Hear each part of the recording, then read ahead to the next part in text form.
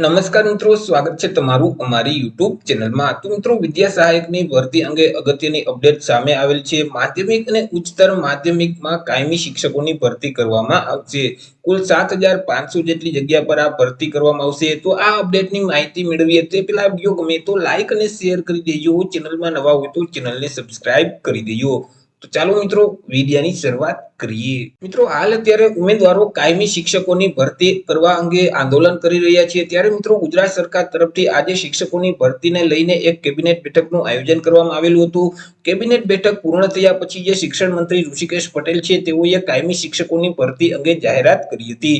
આગામી સમયમાં માધ્યમિક અને ઉચ્ચતર માધ્યમિક માટે 7,500 જેટલી જગ્યા પર કાયમી શિક્ષકોની ભરતી કરવામાં આવશે। જે ઉમેદવારોએ ટાટ 1 અને ટાટ 2 ની પરીક્ષા પાસ કરેલ છે તે ઉમેદવારોની પસંદગી કરવામાં આવશે। મિત્રો, 3 મહિનાની અંદર આ ભરતી પ્રક્રિયા છે તે શરૂ કરવામાં આવશે। હાલ મિત્રો, અત્યારે ભરતીના નિયમો છે તે તૈયાર થઈ રહ્યા છે, બની રહ્યા છે। જ્યારે નિયમો ફાઇનલ થઈ જશે એટલે ભરતીની જાહેરાત કરવામાં આવશે અને વિદ્યાર્થી પાસેથી ઓનલાઈન અરજીઓ મંગાવવામાં આવશે। તો ટૂંક સમયમાં જ માધ્યમિક અને ઉચ્ચતર માધ્યમિક માટે 7,500 જેટલી જગ્યા પર કાયમી શિક્ષકોની ભરતી કરવામાં આવશે અને ટાટ 1 ટાટ 2 ની પરીક્ષા પાસ કરેલ છે તે ઉમેદવાર પાસેથી ઓનલાઈન અરજીઓ મંગાવવામાં આવશે।